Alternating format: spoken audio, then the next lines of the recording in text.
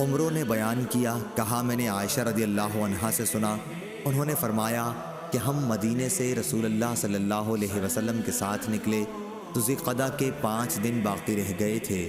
ہمارا ارادہ صرف حج ہی کا تھا۔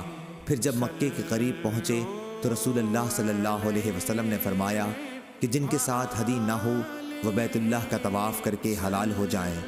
عائشہ رضی اللہ عنہا نے فرمایا کہ اپنے پاس بقرہ عید کے دن گائے کا گوشت لایا گیا تو میں نے پوچھا کہ یہ کیا ہے؟ اس وقت معلوم ہوا کہ رسول اللہ صلی اللہ علیہ وسلم نے اپنی بیویوں کی طرف سے قربانی کی ہے۔ یحییٰ بن سعید نے کہا کہ میں نے اس حدیث کا قاسم بن محمد سے ذکر کیا تو انہوں نے کہا کہ عمرہ نے تم سے ٹھیک ٹھیک حدیث بیان کر دی ہے۔ ہر دو احادیث سے مقصد باب ظاہر ہے کہ قربانی کا گوشت کھانے اور بطور توشہ رکھنے کی عام اجازت ہے۔